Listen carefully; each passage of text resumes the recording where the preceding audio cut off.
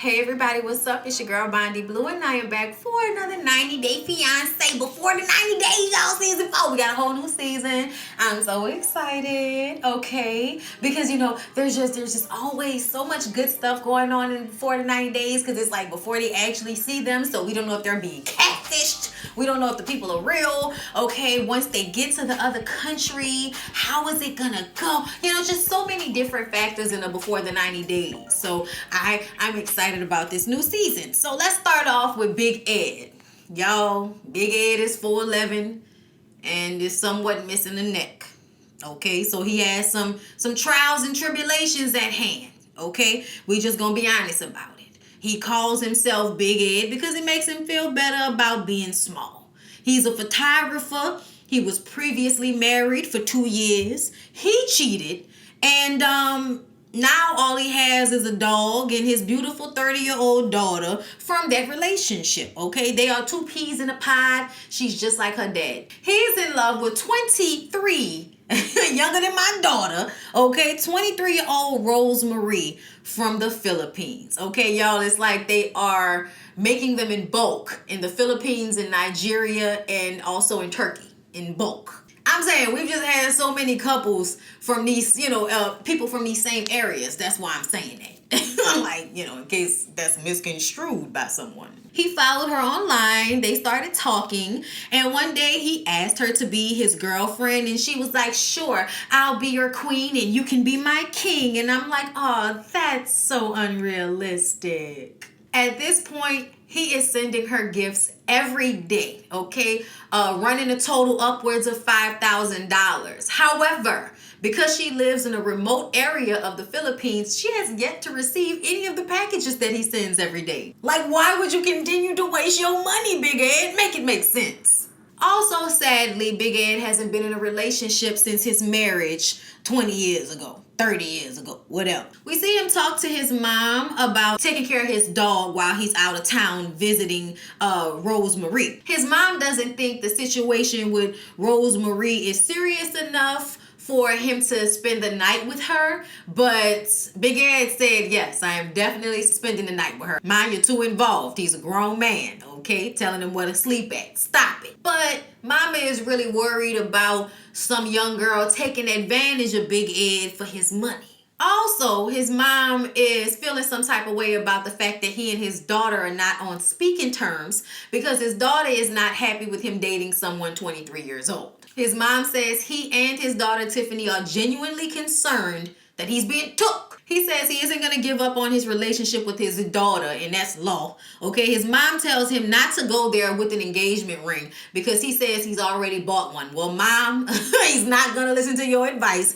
He's definitely showing up with a ring. When he gets back in his car, he calls his daughter and leaves a message on her phone because she doesn't answer. But he really loves her, and he wants to work on the relationship. It's hurting him that she doesn't want to talk to him. Later, we see him deep condition his hair with mayonnaise, and they was acting like it was weird. But no, if he would have put some honey and egg in that, then it would have made more sense to me. Like, I'm not just putting mayonnaise by itself in my head. You're supposed to put some egg and honey in there too.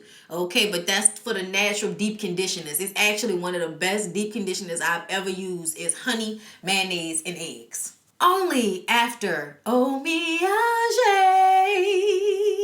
get you some. Yes. Down below, description box, natural hair care products that I use to keep my tresses looking as lovely as they do. Okay, and if this is your first time seeing me, I had a lot of hair. I don't want it anymore.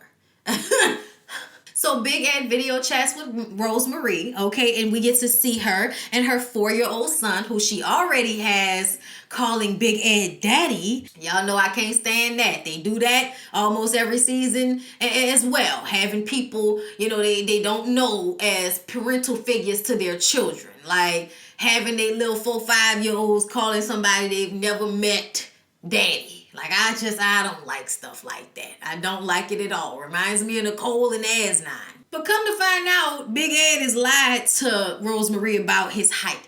He told her he was 5'2", her height. But really, he's 4'11", shorter than her. However, he's very insecure, so there's a lot of questioning her, about who she's talking to and why she has so many followers on social media. It's like because she's a pretty girl from the Philippines. The same reason why you followed her is the same reason why a whole bunch of other people follow her, which also kind of validates his fear that she's talking to other people the way she's talking to him. And he asked her that on camera. But as soon as he starts to get into whoever this ex-boyfriend of hers is, the video freezes up and they lose connection. He tries to call her back, but she doesn't answer. Suspect, to say the least. Suspect. He wants Rosemary to take an STD test to make sure that she's being honest. I'm like, just because she doesn't have an STD doesn't mean that she hasn't slept with someone else. And then he starts talking about how he's a germaphobe. And I'm like, what the fuck do germs have to do with STDs? That's not the same thing. Okay, people get sepsis and stuff like that when they nasty and don't wash their hands and stuff like that. You don't get STDs because you don't wash your hands or wipe shit down with Clorox wipes. Like, that's not, toilet seats maybe. But outside of that, like, those two things don't really have much to do with one another, but I can understand how he's trying to make the correlation. But to me, it sounds like a man who is insecure with himself, so he has to find a way to feel superior in the relationship. So he makes her seem like she's some dirty, STD written woman, somebody he has to make sure is clean enough for him. When at the end of the day, you scared that she not gonna like you because your ass is 4'11". So I just think that it's a deep insecurity that is causing him to treat and talk to her in that way or expect that from her. Because I don't know if he actually said to her that he wants her to take an STD test, but it reminds me of Paul and Karine. Now, Karine was actually online talking to people, but at the same time, it wasn't like everybody was coming to that remote area of the Amazon to see her except for his crazy ass. So I just kind of, I'm looking at the situation like, I don't know how I'm going to feel about either one of them because I don't think I'm going to like her and I don't think I'm going to like him. I think they want us to feel sorry for him, but all in all, I'm just kind of like, the fact that you talking about, oh, I'm a germaphobe, I have to make sure she doesn't have any, diseases, I need to make sure she gets an STD test. How about you wear a condom? You know what I'm saying? Like, I'm not upset about her actually having to take an STD test. I'm upset about his reasoning behind it. Like, how about we both get them so we can both make sure we're clean so we can have unprotected sex? Like, that's a good enough reason for me, in all honesty. I mean, I still wouldn't do it with somebody who lives in another country. Like, I'm sorry, no. I'm definitely still wearing a condom with somebody I have sex with that just came from another country that I've never met before. But I probably wouldn't have sex with somebody who I just met. Like, that's just not a comfortable thing for me. Just me. That's just me. Do what you will. He also has all these other phobias and stuff like that. And I'm just like, okay, you got sensitive skin. Calm down. You know what I'm saying? Moving on, though. That's going to be a shit show of a situation. I bet my money on it, okay? So, y'all, moving on to Adrian.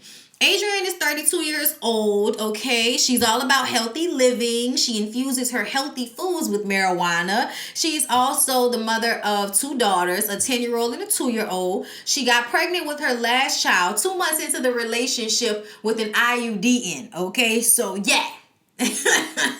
All right, things happen. The relationship didn't work out, and now she's found her soulmate with Ash. Ash is 38 from Australia by way of an island off the coast of Africa. I forgot the name, all right? Now, he's a relationship coach of some sort. He gives relationship advice to single women online. That's how he makes his money. And she's going to Australia to meet Ash in person. The problem between Adrian and Ash is that Adrian does not know if she can trust Ash because of his profession. She's found that he spends a lot of time online talking to various women, and she doesn't trust him. They've broken up at least 3 times, and she tells her friends that she's going to Australia to meet him. Her friends ask why he couldn't come to America. And when she discusses his bankruptcy, apparently you could be denied a visa because you filed for bankruptcy. I didn't know that.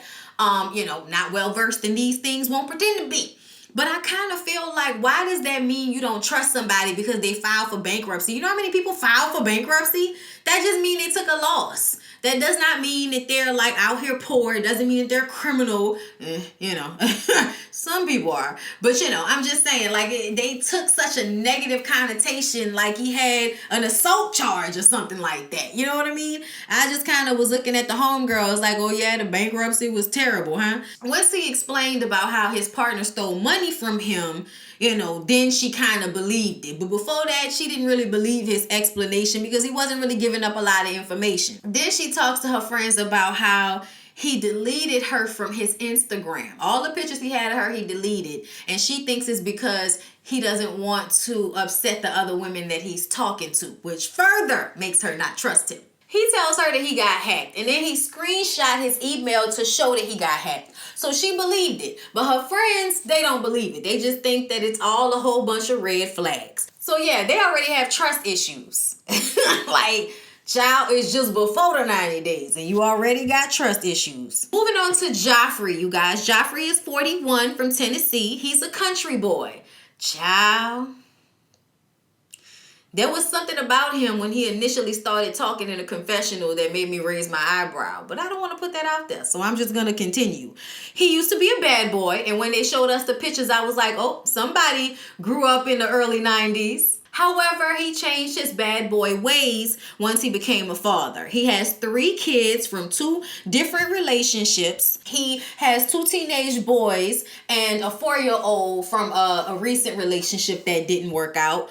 And now he has fallen in love with Varya. I think I'm saying it right. Varya. Varya is 30 from Russia. She's a radio personality, and he's going to Russia to meet her. He believes they're meant to be together.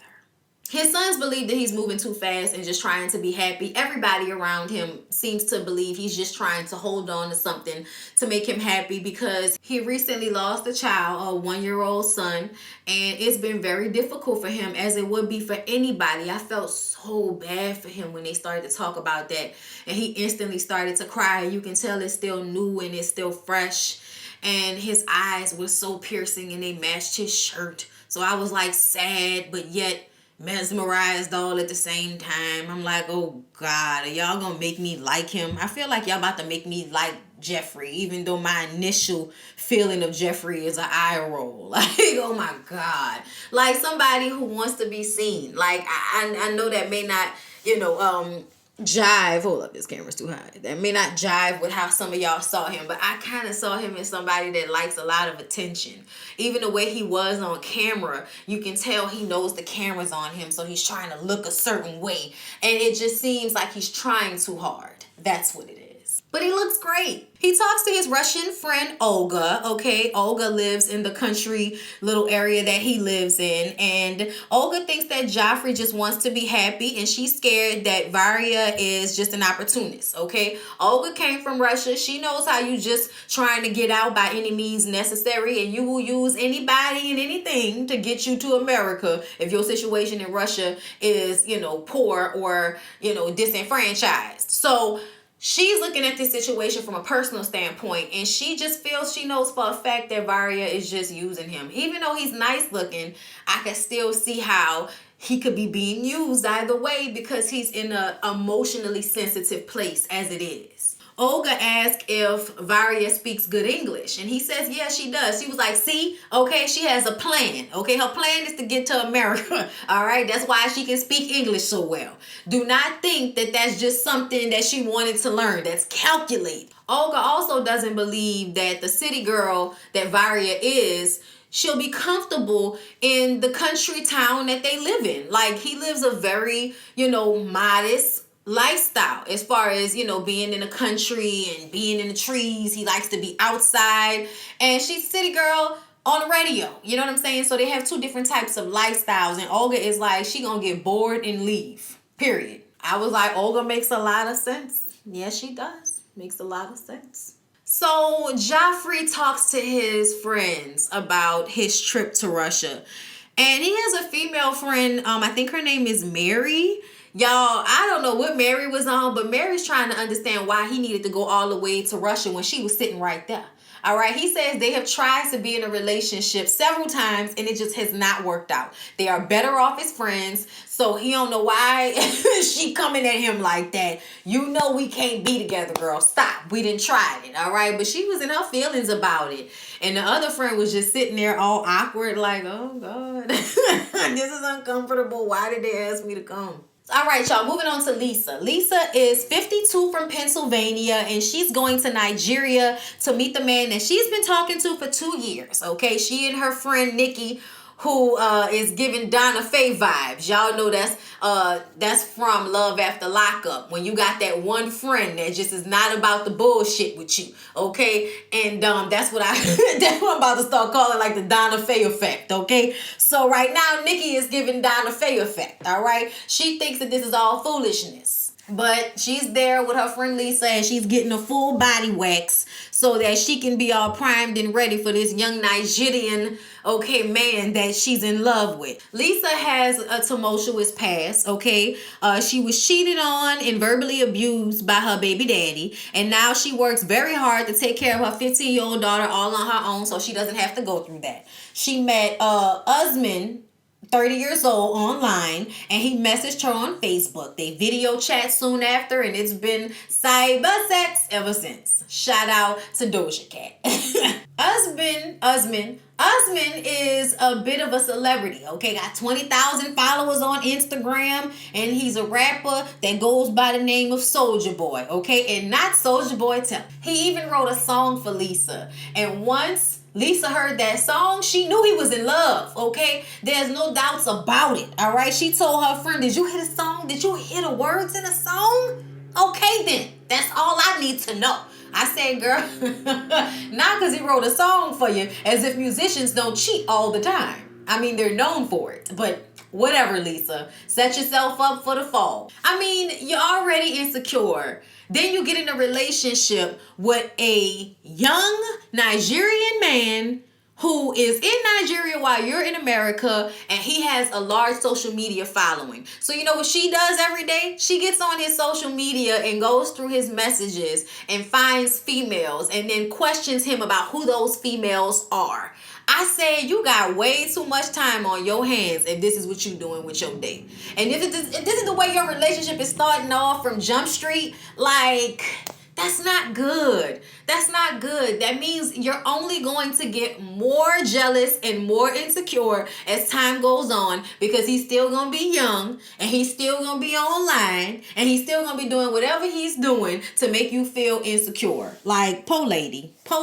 She doesn't trust him, obviously, okay? Now, he asked her to marry him over video chat, but she wants the proposal in person, all right? Her friends are skeptical. Her friend Nikki asks what they're going to do over there in Nigeria, and she says that they'll be married, and they'll have unprotected sex, and it will be off the hook, all right? Because apparently she believes Usman has never had unprotected sex before, so they're getting tested so that she can go there and unleash that free round on him. Wow, you know what I'm saying? And he won't know what to do once this snatch has been released, okay? He won't know how to handle it. They'll both be showing each other, you know, their opposite culture's way. You know what I'm saying? He'll be showing her the Nigerian way, and she'll be showing him the American way, which means a lot of shit in your mouth. Nikki said he a man though, girl. Like, he a man though. So you assuming that he's not going to cheat on you is just ridiculous in Nikki's eyes, because he a man. Lisa said, bitch, you heard the song, okay? I'm not about to argue with you. You heard that song. Nikki says her poor little friend is delusional, all right? And I'm like, yeah, pretty much. It's sad to see. Lisa says that Usman gives her so much respect and love, but she is worried about his female friends, okay? So yeah, another relationship starting off with trust issues. Let's move on to 51-year-old Yolanda from Las Vegas. Y'all, I was here for Yolanda because I felt like since when? I don't think we've ever had like a middle-aged black lady on 90 Day Fiancé. This is cool. I'm excited. just see something different, you know? But either way, Yolanda is a beautiful 51-year-old woman, okay, she recently lost 150 pounds after her longtime man slash boyfriend, because she never called him husband. She said the love of her life, so I assume they was never really married, just because she didn't say husband. I could be wrong, but I'm assuming. Either way, her longtime love, Dwayne, he died. They were together for 30 years, and he had kidney disease. And once he got sick, it made her get serious about her health, and she started her workout and health journey, and since then has dropped, 150 pounds, and she's feeling herself, okay? Also, she has 6 children. 6. 3 boys, 3 girls between the ages of 17 and 29, and they all look like her. Like, they look like Dwayne too, because they showed us pictures of Dwayne, but those boys really look like her. But either way, she's hiding her relationship with Williams, a 40-year-old man from Manchester, who she's never seen before. They've never video chatted because he says that his phone's camera is broke. So he can see her, but she can't see him. I said, that's the first bad thing right there. Now, I heard them on the phone, and that didn't sound like a white man. I'm going to just tell y'all right now that sounded like a black man. I could be wrong. I'm prepared to be wrong. But I thought I heard a black man. I'm not even going to lie to y'all.